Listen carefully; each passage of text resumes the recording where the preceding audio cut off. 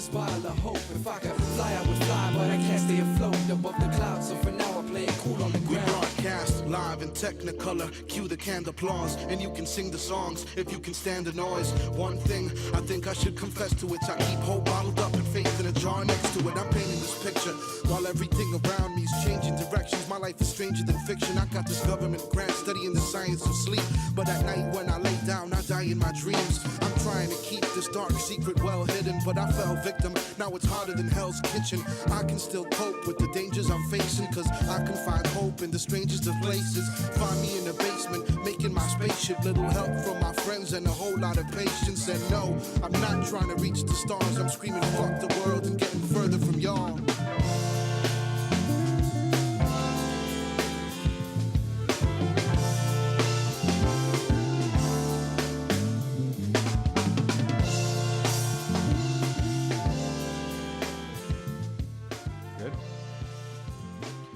All right. We're here with episode 4 of For Yo Inspiration here at Joel Radio. My name is Yuval Ophir with Yo Miami. We're sitting down today with Atomik, who I'm assuming everyone that's listening at this point knows. One of the most, I would say, definitely recognized characters that's spray painted around Miami. And in more recent years, definitely one of the graffiti writers / street artists that have made the crossover into like the gallery and commercial scene as well. I'm gonna stop watching the Instagram live so I could actually pull up the questions I have to ask you. What's up, Atomik? Yo.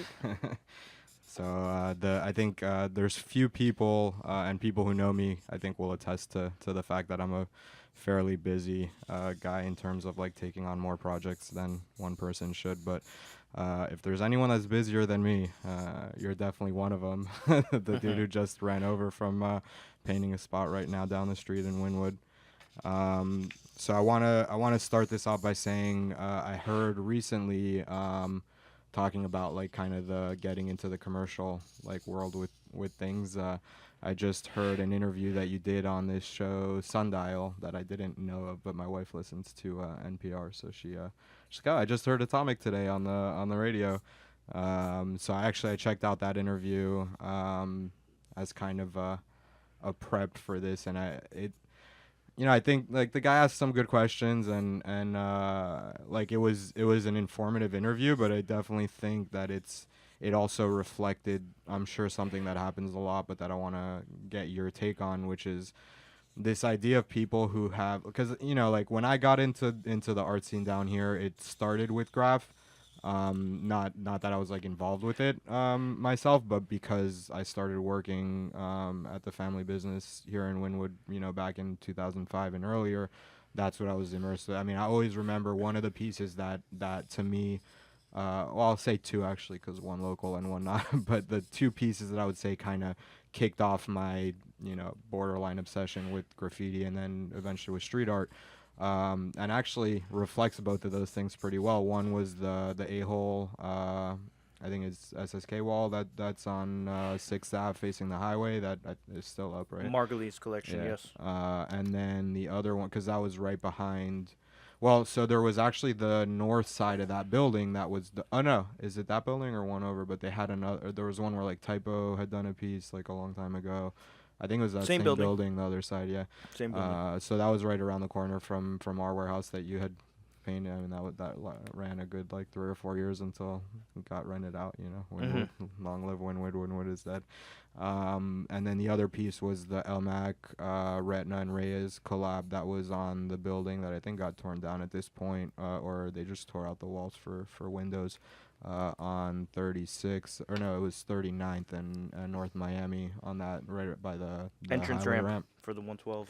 That was definitely that piece I remember being, and actually, I'm not gonna remember off the top of my head how old I was, but it was back in like 2010, 2011, right, when I was getting more involved with like the family business, so which is perfumes, and I remember I had actually reached out to.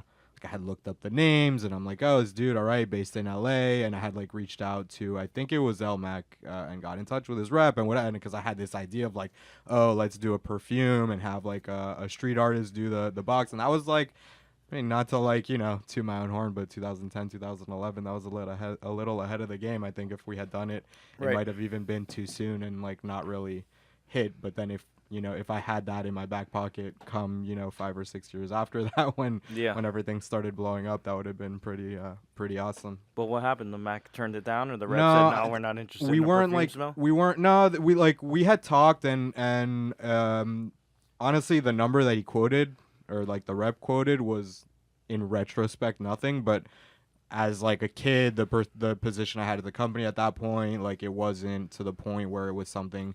We weren't big in manufacturing really. We were doing more distribution, so it was just a lot of factors that led to it not coming to fruition. But yeah, it was one of those moments of like, all right, like defining moments of like, all right, like there's something to this like art shit that I'm getting into, and there's ways to tie it into like more of the business side that I like kind of grew up with, and I think that was a big part of how Yo Miami got started, in the sense of mixing those two worlds, like the business side and the art side. But let's rewind a little bit and talk about how you got started. So, like I mentioned in that interview, so I'll recap just so that I don't ask you like the same question. So you started, it was like in 4th or 5th grade, you said, that you first started getting up. I mean, I don't know how like, legit or officially. You said it was more like in junior high or high school that that you started, becoming more serious about graffiti. Something that I wanted to ask, just because following on that, like the idea that you started so young, I feel like that's a lot of the people that I've talked to. We had Remote on here last month, and I've talked to people like Trap or Fib, like from New York, like some of the old school guys, and I feel like there's always that same story of like started as a kid, whether it be like Trek, who started more in fine art and like folk art and traditional art, like in Puerto Rico, or whether it be like like tagging stuff and like just drawing your name all over the place. Do you think that's something that not necessarily is a requirement, but do you think, and more specifically with graffiti than street art, and we'll talk a little bit about, we've talked about that in the past, but like the distinction between the two, but do you think with graffiti, if you don't get into it at a young age and kind of the culture's like ingrained in you, do you think does it happen ever where like there's someone who at, even 20, 30, 40 is like, oh, I'm going to do graffiti, but like graffiti meaning actual graffiti, not what maybe the mainstream calls graffiti, like. Yeah, I don't think there's ever a specific age to start writing graffiti. Some people start early, others start older. So there are like both cases. It's not something where it's like, oh, everyone, like it's like I just saw this thing about, I think by 18 you stop being able to learn a language, like a new language fluently, or at least much harder, whatever. Right. So you're saying it's not necessarily something like that where there's a cutoff where if you're not, about that life, like at a certain point that you can't become immersed in it. No, I think that anyone can pick up the hobby of writing graffiti. Yeah. At any age. I don't know that it's a hobby. I mean, I want to talk about that a little bit later, but you've referred to it as, and I think I mentioned it at certain points, that I think it's more of an addiction than a hobby for the people who are really, embedded in that culture, but we'll talk about that a little later. So for now, I want to talk about, because I mean, you guys can listen to that other interview. I don't want to kind of like repeat what other people have talked to you about, but you talked about how you got in at a young age. How did you actually end up in MSG as opposed to like any other crew? Like, why did it end up being MSG, and how did you find yourself like involved with that crew as opposed to any others? Was it just geographic because like they were the ones more active, where you were living, or? I don't know. I think that yeah, it had a little bit to do with friends that were friends with MSGs. I remember them hanging out at our parties in high school. They would come to our parties and hang out for a little while. I can't remember exactly. I mean, I know that the way that I got into the crew was I ran into my friend Doper in the county jail, and we then like reacquainted and said, hey, let's get down with each other's crews. So Quake and myself were put into MSG crew, and Doper and Chrome were put into TSC crew.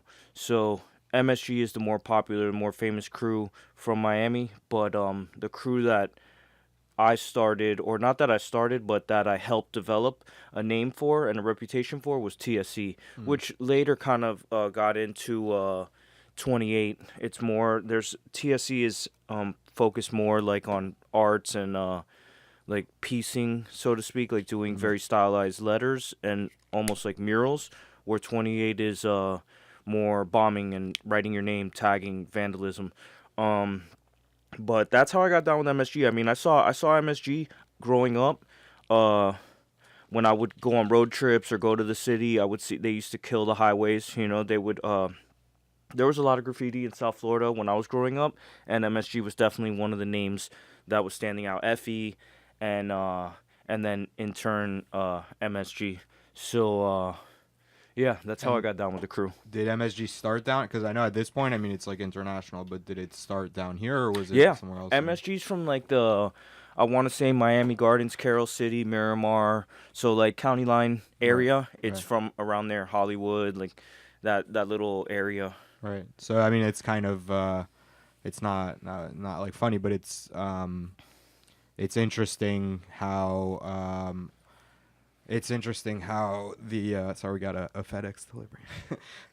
It's interesting how, you know, MSG was one of the first crews that I knew like what a crew was, like where I started seeing the name repeated and that kind of, because, you know, I wasn't like a part of that scene. I wasn't, you know, I didn't grow up around it, like whether it's geographically like South Miami or Broward or whatever. It was kind of more in the middle. And so it was more, you know, like was MiamiGraffiti.com and like reading interviews and again, just because I was in Wynwood in like those early days when it was all over the place and it being graffiti and not murals and street art necessarily. It's funny how they ended up making kind of a name for themselves and being one of the first crews that was really widely visible in Wynwood. And I don't know, and I don't know him that well. Like, it was kind of, what's it called? Like parallel circles, but Ernie, right? Like Evils. Chris. Yeah, Ernie is, yeah. Yeah, Ernie's Evil World. Right. Shout out to him for sure. But rest in peace, Evils. Chris Yeah. O. I'm sorry, yeah. So, because I didn't know anything about him at the time. I heard about it, obviously, after his recent passing. But that zombie production wall that was on 29th for a while, that was one of the first walls that I have a memory of being like, oh, like a crew, like, oh, and seeing different names thrown up and how it was kind of taking graffiti to the next level of it's not just, you know, people going out and putting their names up. It's a group and they're working together to make a bigger picture. I mean, no Yeah, pun it's intended, but funny that you're saying that's your first mural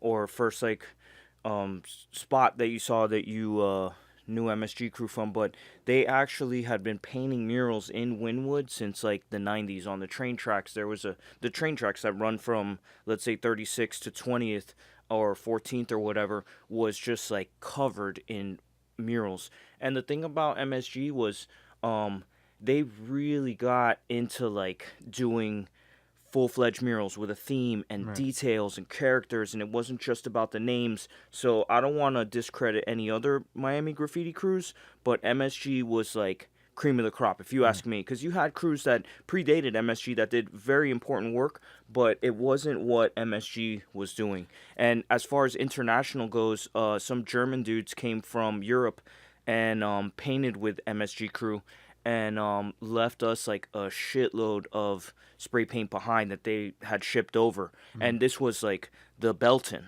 and this was before Montana, Right. and these paints made for street artists, graffiti writers were in the States. So that might have even been like a head start for us.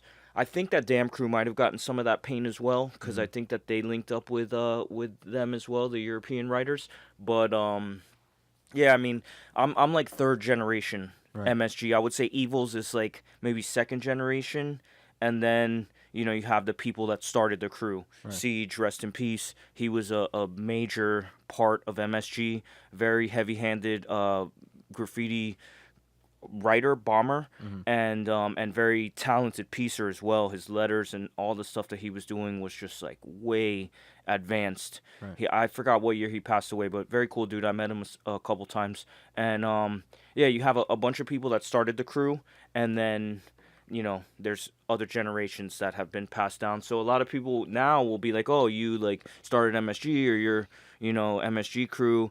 And we did bring new life into it because we were very active at the time and the older dudes had kind of slowed down. So when Quake and I got down with the crew, it kind of gave it like a breath of fresh air and really picked things up. Right, and I feel like for any, art or other, any other movement, I feel like that's always a kind of a key, music, you think about jazz and all that kind of stuff, where I think you need that kind of young blood that's going to come with new energy, and they might, it might not be perfect, and it's going to rock the boat a little, and it might, it might make some waves, but you can't kind of move on to the next level without having that influx, like, you need something to kind of shake things up to change things. Correct. Cool. Yeah, and the other wall, which is still, I guess, curated or produced by MSG, that I remember from very early on, was the north side of the RC Cola. Yes. I don't remember if it was the Mona Lisa was the first one that I remember on there. No, Mona Lisa was by Abstract, and that was by Maps. That was 24th Street.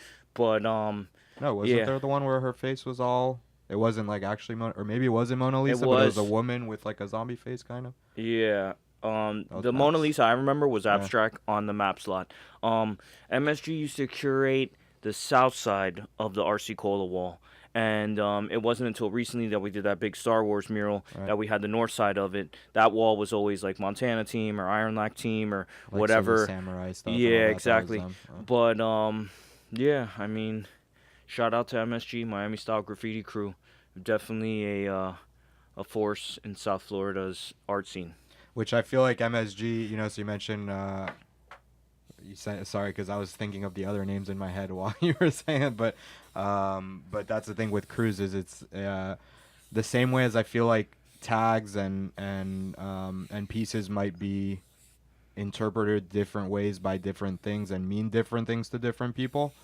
It's funny to see, or it's interesting to see how the crews also have multiple names, and maybe different people have different associations with those crews. Like they know them for certain characteristics, so they use certain names over others. Right. So let's talk a little bit more specifically about you. You started painting. So first of all, I had no idea that the Orange Bowl mascot had a name, but OB, that I learned from the other. So was that just literally the initials, like Orange Bowl OB, and then they're like they OB? Threw the like, IE on it. I think that's what it came from. Yeah, very classic right. character in Miami. Definitely. So obviously, I mean that's the character that you're known for today.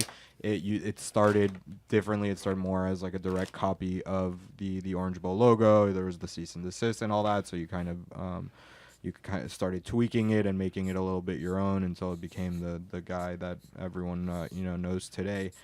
I'm curious to know if before, so that was what, like mid 2000s, early 2000s, like that they tore was down the Orange Bowl one? That was 2008. They started demolition 2007. It was finalized in 2008. So you were painting for a while before that, and I should say writing, and we'll soon jump into that distinction. But so you were bombing and stuff before then.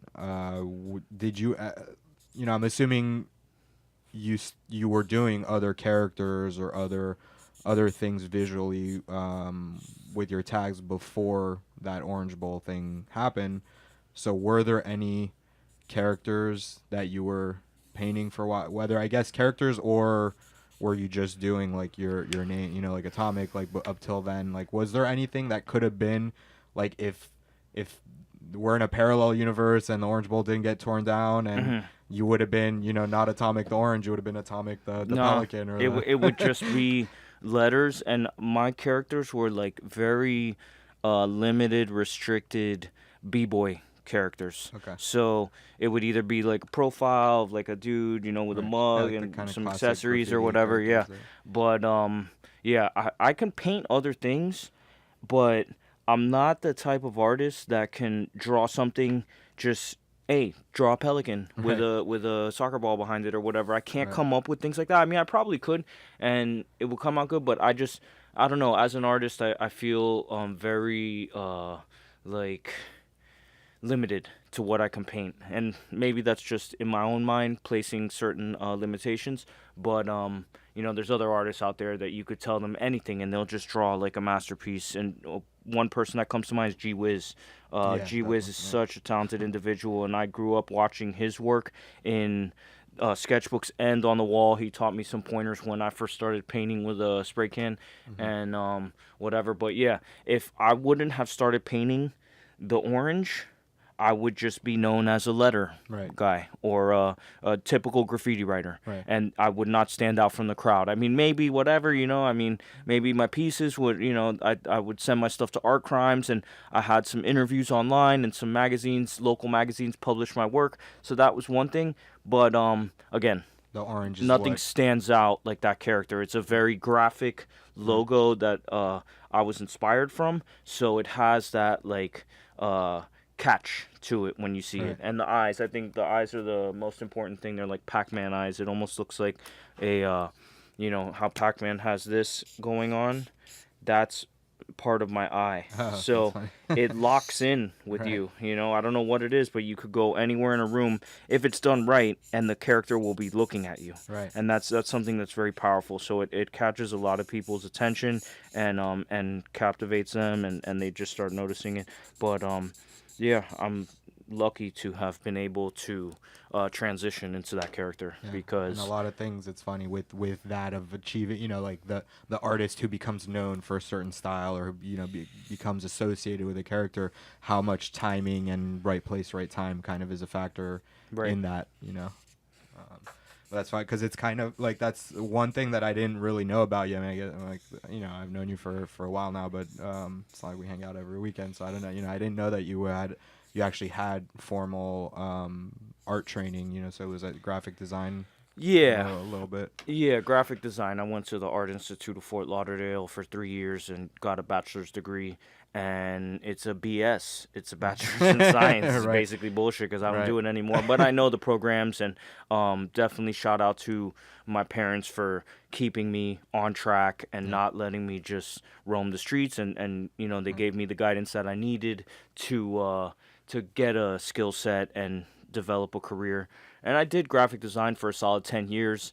And I mean, I don't know what the original question was, but I drank some Panther coffee, so I'm just going to be like, So why I brought that up is because of what you mentioned of the eye following you. I feel like that's a very old world thing of like, oh, you think of those oil paintings and portraits of like, oh, the eyes follow you around the room. So that technique or that idea of having the work interact with people, to see you take that idea or principle and apply it to graffiti or to a graffiti character is very interesting to me. And I think that's one of the things that's whether it's you or other artists that we've had on here or will have on here, I think that's what sets them apart, is kind of take not just being a one-track mind of like this is this and that's it, but of applying other philosophies and techniques to something that you've developed a skill at.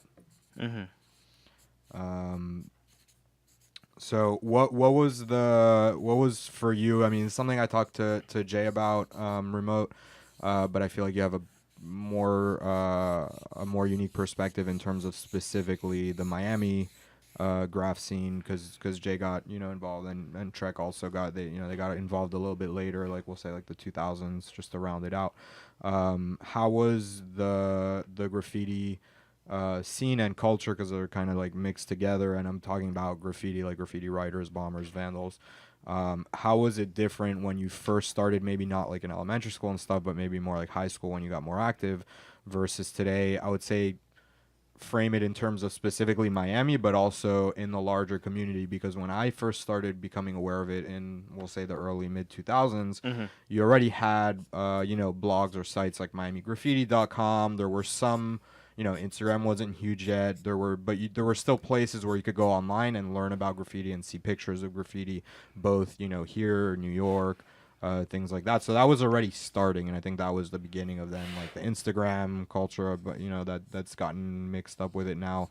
So how was it then before there was any of that? Well, I want to say first and foremost that Trek did start he was already Right, and painting then he came graffiti back, right. when I started, because there was a rooftop on top of Winn-Dixie and Kmart that Trek had some characters on, and I remember seeing them and being impressed and inspired by them, because it was definitely ahead of what I was painting at the time. So Trek is definitely Right. an OG when I'm concerned Yeah. looking at his work. As far as Remote goes, he was, I believe, from Massachusetts, so I didn't see much of his work until he moved down to Miami. But the difference between today and when I first started was the paint was limited. You only had a set color palette of Krylon what and Rusto. Krylon and really it was just Krylon. We Right. weren't really using Rusto much. Our paint was Krylon, so there was maybe 24, 36 colors max, and they weren't readily available. You had to like go certain places to get certain colors, and people would mix their paints. I didn't mix paints, but and then there was also like a danger element to it. Like I couldn't go to certain neighborhoods and paint because I'm a suburban kid. I'm from the suburbs. I couldn't go into the inner city because, I would get robbed. I wasn't poor. I would have on, shoes that like may not have been nice or whatever, but they would be nicer than what other dudes were wearing, and I would totally get robbed for it in certain places. But I don't know. It was just there was a lot of violence, I guess, in the Miami scene, and all over the world it still exists. I mean, I want to say mainly like in LA and New York, you can't just walk through certain neighborhoods and write graffiti because someone's gonna like shoot you or punch you or stab you or whatever it is. So it's really all about the time that you go painting, because if you go when everyone's sleeping at 7 in the morning on Monday morning, then you could paint wherever you want in this world. But for me, when I started, it was mainly about letters and the whole tradition of graffiti and trying to, make my letters as cool as possible, as clean as possible, and just I don't know. I just concentrated all on letters, to be honest. Right. Letter styles, arrows, and forms of letters, and just different color schemes and stuff. I don't know. You definitely weren't able to make a career out of it. Right. I mean, some people were from the New York City golden era of it. They were able to make a career out of it and go overseas with it, but that wasn't something in Miami. Right, like You it know? wasn't something where artists, like No, or writers, that didn't exist. Here were like, oh, No. I'm aiming for that. You Like, had it to wasn't- leave. Right. You had to leave. You had to go to New York or LA or whatever other city in this planet and pursue your art career, because Miami just wasn't happening. It wasn't a place that was embracing the art. And of course you have like dudes such as Brito that have been here since the 80s and now they're, Goliaths. But Yeah, I don't know. It wasn't graffiti that was getting the mass produced. Exactly. It wasn't street art. Yeah, Right. it was something totally different. Right. So you mentioned that a little before, but I did want to kind of touch on that, the fact that you can't only you're not limited to only painting oranges, in the sense that it just happened recently. Like someone posted a picture of the Welcome to Little Havana sign, and like I tagged you in it, and like, oh, what, Atomic painted that? Like, no way, whatever. And I feel like that's not like, is it an intentional kind of divide that you create between the graph and like the orange character and like that side of what you do and the more commercial work?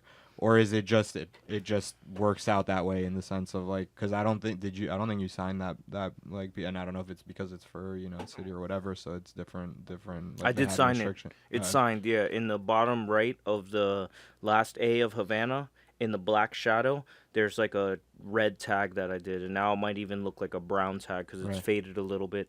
But I've never painted for another reason than just joy. I love to paint. It doesn't matter if it's writing my name or painting the orange or doing a commission job where there's a goal or a certain idea in mind before painting, but I don't like seek out certain jobs. I don't put my work out there. Everything is word of mouth and people that come to me at this point. Right. I believe that once I get a an intern and an assistant and a team behind me, then we'll shoot my work out and put the deck or PDF or whatever it I is hear out you there, on and I'll get that type of work, and maybe go to different mural festivals or have work galleries and whatever, museums or whatever.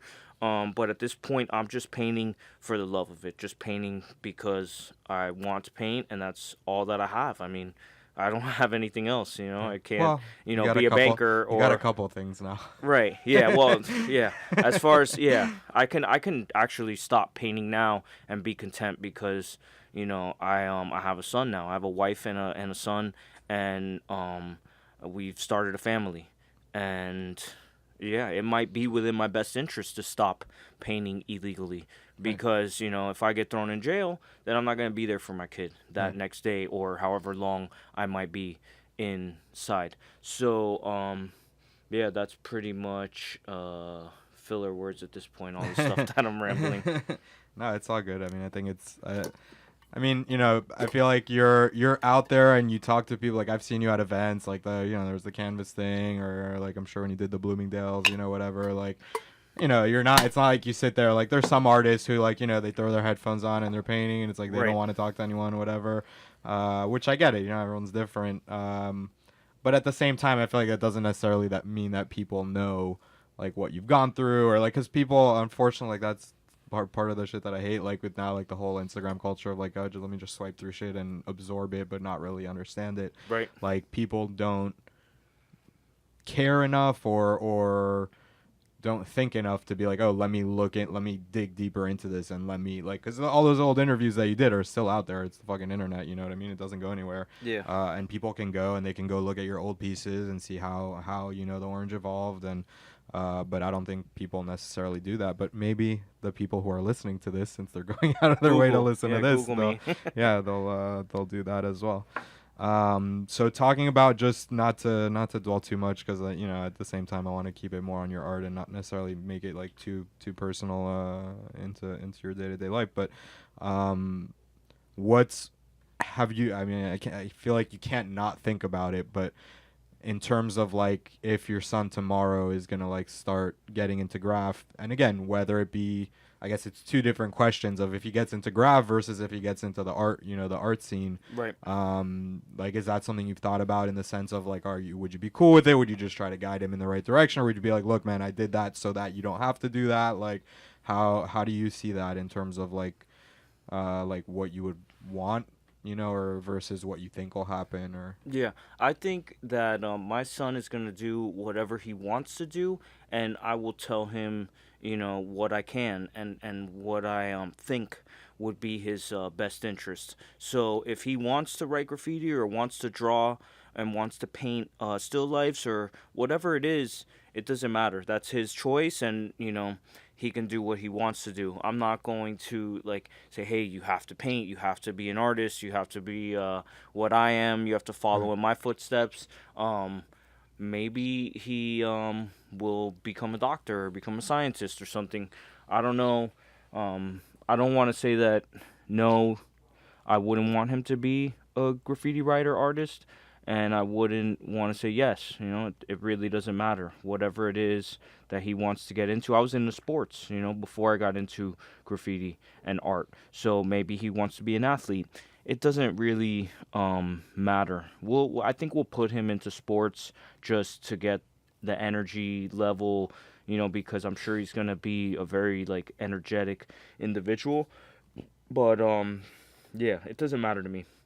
Whatever it is he wants to do, we'll embrace it, and we'll try to steer him in the right direction, and not be negative. Hopefully he doesn't pick up the negative side of things, like Right. Going That's more what I meant to with, to like, jail the and whatnot, graffiti, because right? that's just I wouldn't wish that upon anyone, but it's a part of our society and whatever. Yeah. Hopefully he doesn't get into to fights and thrown into jail and into drugs and alcohol. Right. I I mean, hope at not. least I guess if he does get into the graph side of things, at least he has a good example of like someone who went through that and came out the other side of like being able to make his art a career. Yeah, for sure. So speaking about that and getting into graph and how that happens, you mentioned in that other interview, and I've talked about it before with other guys that have come on, about this idea that graffiti and graffiti meaning like vandalism and tagging and bombing. So I want to touch on that also, but so the distinction between graffiti and street art, you mentioned in the interview, so you kind of summed it up as, you know, graffiti is letters and writing your name, and street art is more image-based or drawing, you know, drawing pictures or sending a message. But I guess my question would be to that, how, I mean, I feel like images have always been a part of graffiti. Like, I mean, I tell you I know without a doubt? No, but like I feel from the very earliest days, I mean, there are characters that are at this point are kind of like classic like graffiti characters. Like, I don't know what the fuck it is, but the Bodhi, like the half fucking turtle. Yeah, frog that's Von shit, Bodhi. He was like- a comic book artist, and his thing is definitely ingrained in graffiti. There's also Stay High 149, who did an angel, like a stick figure smoking a joint, angel. And then there's Kilroy Was Here. That's like way before the graffiti craze. That was from like GIs in war or whatever. You know, they would write Kilroy Was Here. I don't know. Basically, graffiti has always had a character twist to it for sure. You know, there's always someone that's an artist that wasn't just a graffiti writer. So There's a lot of, you got tattoo artists and you got, you know, so you still have people like, it kind of mixes that the backgrounds of where people I feel like come from, either Correct. you know, before or after they're involved with graffiti. I mean, so one thing, and I keep coming back to it because it feels kind of like the best explanation for people who don't really know the difference between graffiti and street art, is something that that Trek brought up. The idea that graffiti is about the mentality and the attitude behind it, in the sense of graffiti is illegal and it's, I'm doing this because I want to do it, and you know, you're not going to tell me where I can paint, where I can't paint, where I can tag, where I can't tag. And obviously that idea of like, I'm putting my name up like everywhere and you know, anywhere and everywhere, whereas street art is more, we'll say like tamed, or it's more, in other words, it's something that was inspired and maybe born out of graffiti, but that isn't graffiti, in the sense that it's like, I guess the way Trek put it is, anytime like you have like a legal wall, or you have permission to do it, it's not really graffiti. It becomes graffiti inspired art, maybe, or urban art, or you know, there's different ways you can put it. But that graffiti Trek, if I'm misquoting you, I apologize, but graffiti is that untamed kind of spirit behind the vandalism, and the idea that the kind of anti-authoritarian perspective. And I mean, you see that, or I've seen that more like when it comes to like Basel, and you see you know, all the out of towners coming, and it's obviously at this point, especially in the last like few years, it's more street art than graffiti. I mean, you definitely have a huge wave of graffiti writers that come to town during Basel, but let's say what gets more shine nowadays is more the street art. So I definitely think, and I forgot who, it might have been Trek or someone else, that I had talked about this, but going back even to the earliest days of like when Basquiat started, you know, gaining notoriety up in New York, it was this idea that, yo, you're profiting and you're benefiting and you're getting like all the recognition now for an art form that you didn't really put the blood, sweat, and tears into. You didn't like risk your life, your you know, your reputation, your livelihood. You didn't like really risk anything to get those benefits now, and then we're kind of still sitting here like we're the bad guys, and we're the guys that destroy property and this and that, and the guys that still have to deal with the police, you know, in terms of response from society. So I think that's why there's always this kind of conflict between street art and graffiti. And there's people who have found ways, like, I mean, I think Ruben Ubiera is a good example of someone who, you know, very openly admits and doesn't call himself a graffiti artist. He, you know, he says he's inspired by graffiti. He has his like post graphism, you know, like term that he uses sometimes in the sense that it's a movement that came after graffiti and that is inspired by it, but isn't it. But I think that that's one of the things. I don't get why it's so hard, and I guess I do to a point, like why it's so hard for mainstream like culture now that it's becoming more in their awareness, like why it's so hard for them to differentiate the two. Like it's like even without getting into the subtleties, like you could say, all right, like graffiti is not only letters and street art is not only pictures. Like it's something bigger than that. It's merged. It's merged because a lot of people will look at my character and say, "Oh, that's street art." But then if I go and climb a highway sign and spray that Right. I don't know, the highway cops are sign gonna on be like, the "Oh, front nice of it, street art." it doesn't matter what it is. It's still, I definitely have a graffiti approach to my street art character. Right. But I was never trying to be a street artist. I mean, I paint on the street and I put my art on the street, so I guess you could call that a street artist. But I definitely come from the graffiti background, and my approach to painting my character and advertising and putting it out there is with a vandalism approach. Right. It's definitely criminal.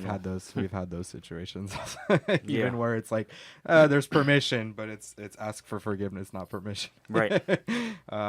So tying back into, because I kind of like, I mean, I don't have the Panther coffee, I mean, but I tend to ramble. So the idea of graffiti as an addiction,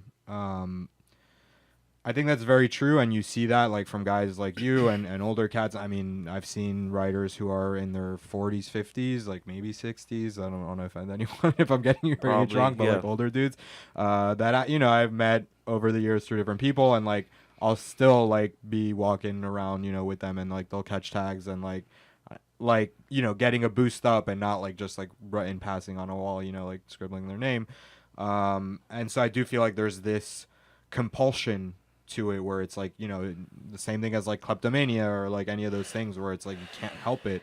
So do you think that in the not so distant future we're going to get to a point where there's like support groups and there's like where that becomes a thing where it's like, sorry, your honor, like I couldn't help myself but tag that wall, it's and having that what is it, like pleading, like mental whatever, like to get out of like Graffiti Anonymous. That, there's like, Alcoholics Anonymous. Right. There's Narcotics Anonymous, and then what would vandalism or graffiti or Writers Bombers Anonymous? I mean, but that doesn't work. Vandals Anonymous, but then Vandals, that sounds more go. like a crew than a support group. Right. Yeah. No, that would Anonymous. be funny if there was a rehab for writers. But unfortunately, Rehab for writers. I think the rehab for that's- writers is the jail system and the prison system. I mean. That would be really funny. I mean, I'm sure. Well, but I'm that's sure what it I'm would saying. work. Like you think about all these like, Yeah. what is it, white collar like crimes, and they get sent to their like cushy gigs. Yeah. Like to ride out their time because it's like, oh, nonviolent crime or this or whatever. But you can at this point make the same argument with graffiti, especially when you have literally programs and nonprofits that are dedicated to reaching out to the youth and saying, hey, pick up a spray can and not a gun or a needle or whatever it might be. That would be not a positive influence. Yeah. So I don't know, and I'll ask you more whether it's something you want to get into, then dive right in. But something that had a big impact on me early on, and it's also one of the ways, not like the way that I kind of started, being more aware of you and MSG and all that, was the story with Why Not. Sad story. Yeah, we I could just talk wanted to say about like Why Not. how early you met him, how common. So to like, I don't know if you want to sum it up, or I'll, like it's Well, a writer. Isan was the one who introduced Why Not and Dose to our crew, to MSG crew. And he's the one that pushed for them to get into the crew, and apparently everyone was like against it. And that's usually the first feeling for anyone that's like getting into the crew. No one wants them in. They don't know who they are. They're whatever, But Why Not was very heavy-handed. He was talented as well. He was a tattoo artist in the last years of his life, and he went all city. All city's a term where you can't go anywhere in the city and see their name. So he went all city in South Florida, which is Tri-County. You have Miami, Fort Lauderdale, and West Palm Beach, and his name was everywhere on all the highways, on all the track sides, on all the street corners, everywhere. You couldn't go anywhere and not see Why Not, Dose, 7S, GAT, Buck 50, MSG 28, all that. He was just heavy-handed. So then he went all city in Atlanta, Georgia, and then he started taking road trips and going up to New York with Chrome. And he did a lot of work in Philly and New York and all the states and cities in between that. Like Yeah, over how long of a period would you say like all that happened? short Like, short over- span, maybe 10 years. Maybe he was writing for 10 years, because I've been 22 years, and Why Not was definitely like younger than me. He died in 2010 on his 21st birthday. So I don't know, he might have been writing 10 or 15 years, but very talented individual, and rest in peace to him. He has a beautiful boy that's carrying on his legacy, named Maximilian. If you're out there, shout out to you. If you're listening, or if you find this later on, holler at me, come through the studio. But Why Not? Yeah, definitely a super cool dude. I don't know when we met. We met like in the, I want to say, mid 2000s, and it took a while for me to actually like get cool with Why Not and hang out with him one on one. But there was a period of time for maybe 3 months or 6 months where I would go up to Broward all the time and pick him up, and we would paint and hang out and chill. He actually showed me how to tattoo when I was considering getting into tattooing. He was in the middle of a tattoo and said, "Hey, here, take the machine and do this line or whatever." Why Not was super cool, man. He was definitely super cool. Unfortunately, I feel like it was like over a girl or something. It was at a strip club that he got killed. He got hit by a car and ran over, and that's when his life ended. And he was a giant, in the game. He was very small dude, maybe taller than me, maybe like 6 foot or something, or in between, whatever. I don't know, 5'10" or whatever it was, but he was skinny dude with dreads, face tats. I don't know if he had gold teeth at the time, but he was poor, kid from Davie, Florida, Broward County, He rep Fort Lauderdale because he was living in Fort Lauderdale in the last years of his life.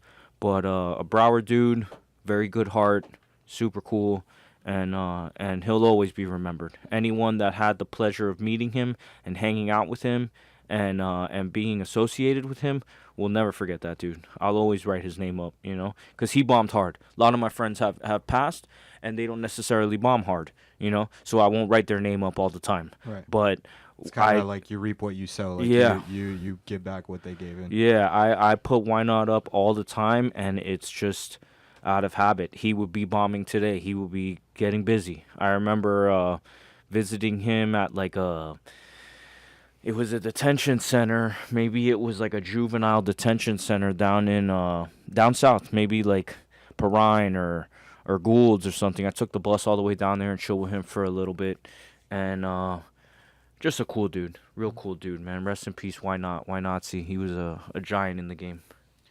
And that kind of ties in with what we talked about a little before in terms of the difference between the scene back then and today. I mean, so like you said, that was on the tail end of like the early 2000s, like 2010.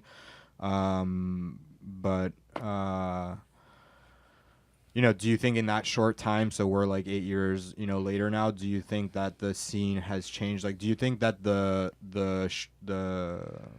not the shine, but do you think that the awareness that the graffiti scene has on it now from like mainstream America, do you think that that's affecting how the scene works, in the sense of there's guys who are like, not even like to get into names, but there's guys who I know as like graph writers, who are now doing commercial projects and backgrounds for like,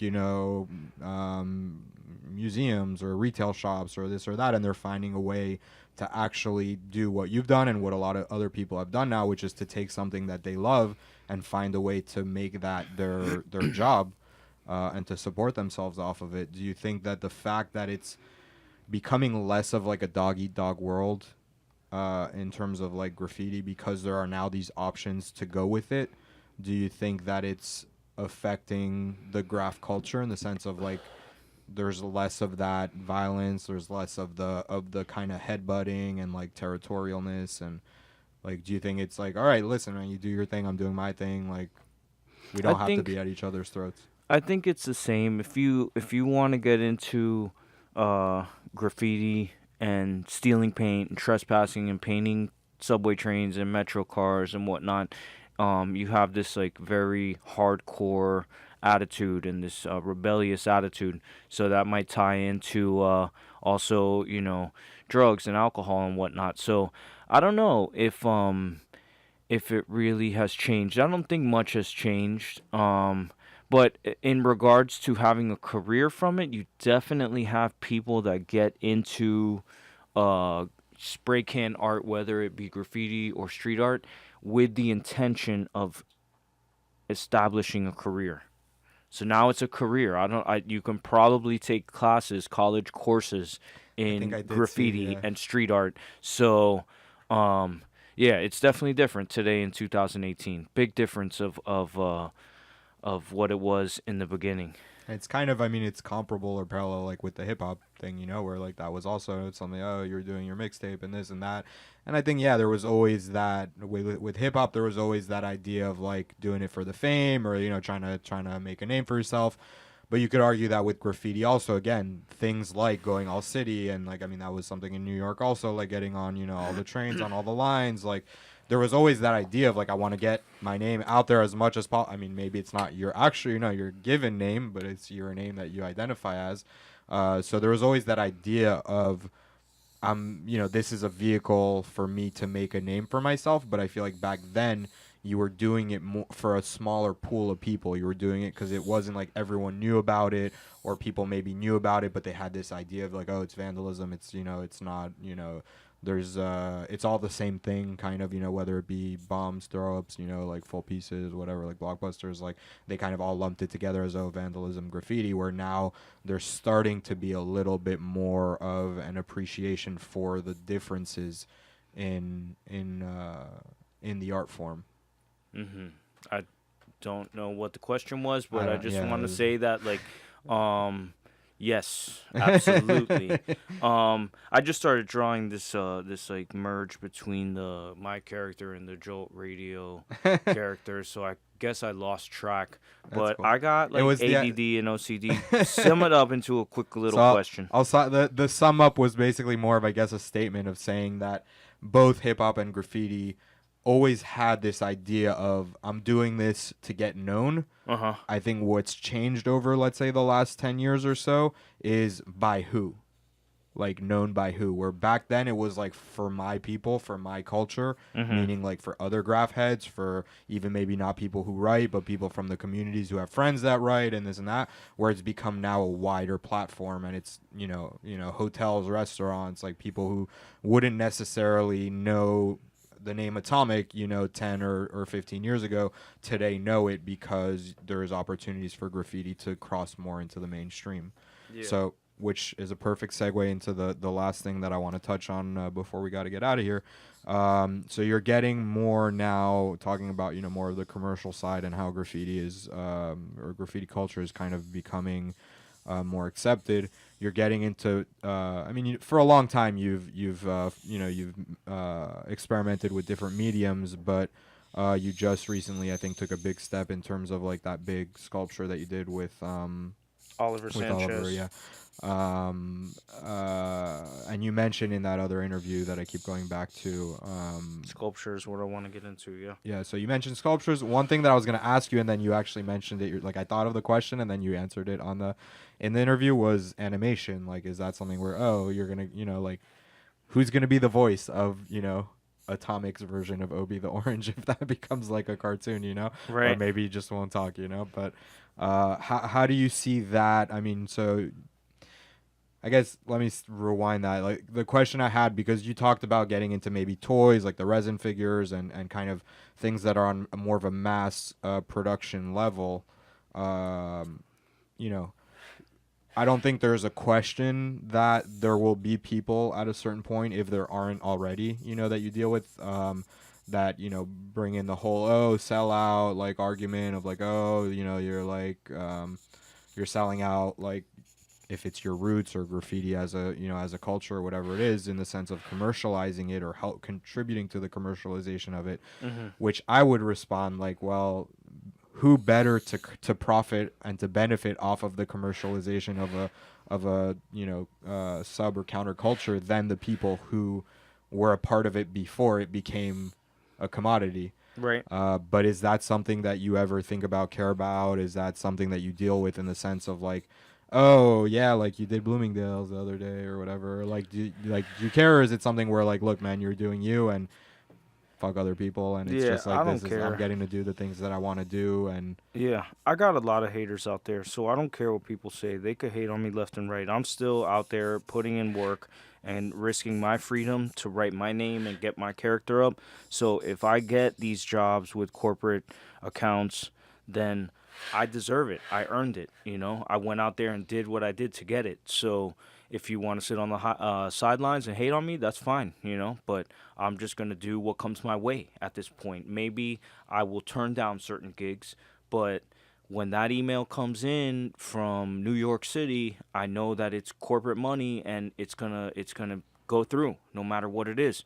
So I gotta feed my family. I have to get that loot. So yeah, basically I don't know. Just put in work and just be true with yourself, you know? If you fake the funk and you're taking on all these jobs and you're hiding your face in pictures and acting like you're out there getting up and doing your thing, then you're whack. That's it, you know? And people are going to call you out when you're in a area with real writers or real people, because it doesn't necessarily have to be writers. There's people out there that do street art illegally and risk their freedom as well. So if you're just, you know, doing everything legally and painting in your studio all the time and portraying an image, then that's whack. You know, you should definitely check yourself and do another approach to it.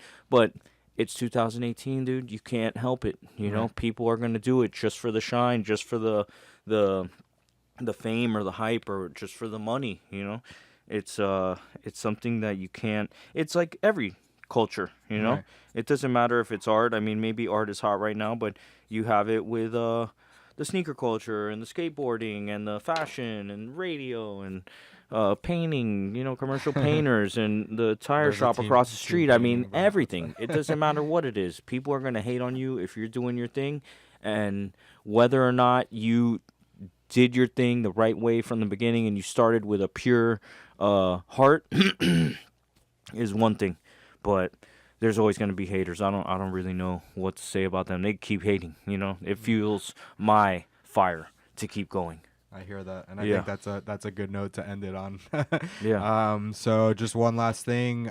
So you have, I think, is the Hausman show? Houseman still show is up? still up. I believe it's up until the end of the month because Fede and his wife are, I believe, going to take their honeymoon and go to Europe for a few months or whatever. Hopefully they let him back into the country because my homie's passport or visa is like up in the air. I don't know if he got that situated with customs or is like a full-blown resident yet or whatever citizen. But yeah, go check out the Houseman show. It's really dope. You can buy the sculpture that I painted with in collaboration with Oliver Sanchez, and it's as much as a car is, or like a small little house in a very poor neighborhood. You could buy my sculpture, you know. So buy a house or buy my Right. sculpture, Or buy the house and then put the sculpture in it. exactly, yeah. But it's cool, man. It really, all this stuff is a blessing. I'm blessed to have the I don't know what it is, the response from the community. It seems like these days when I paint, people just stop and come up to me and take pictures and are shocked, and like it's just a really good feeling, and I'm stoked about it. I'm just going to keep doing my thing until I croak. So, you know, follow me on Instagram or follow me in real life. You know, you could find out where I live and follow my car. Yeah, follow whatever you around. want to do. Just keep it cool, you know. That's all. And what's the big cartel if people want to buy any of your work? Well, it's available? Atomik with a K.com. And I have the link to my website there. A lot of people think that the website's down because when you go there, it used to have a reflection of my Instagram page, so you would see like pictures, but now it's just a blank orange page with like a small little logo in the left and then the 3 little bars on the right for you to click down to get the options. Right. And I kind of like it like that. But Well, I saw it recently, and I saw like the shopping cart or like the different. yeah, with you the, can you the can go lanterns and you can stuff. go to the store from my website, but when you get to my website, just look for those 3 dots because that's what you want to push on to get the options. A lot of people think my website is broken, but in fact it's working and it's fine. So visit atomik.com and load up on oranges, organic. They're vegan, they're not GMO, they're naturally grown, and no pesticides or none of that, no steroids. It's live. Au natural. Yeah. Good old natural Florida orange. Scratch and sniff. Yeah. That's the next thing. That's how I'm gonna do some You scratch know, and that was the sniff first stickers. sticker I ever. The first sticker I ever did was for the perfume company. Nice. Inspired Oh, so by you- Graph. you and got I the did scratch and sniffs I did hookup? scratch and sniffs with like a Look, QR code. Homie, like, I want scratch and sniff we'll orange talk. stickers. I got them coming out of China. That's great. So, all right, guys. So yeah, I've been Uvallo Fear, Yo Miami, Instagram, Twitter. It's Yo Miami, yo-miami.com. Follow us, stay on top of what's going down, and go support your local Miami culture and like the real, like we talked about, authentic Miami culture. People who are doing it from the heart, and not people who are coming in to pick the bones of the carcass of Miami culture that's going to be left over.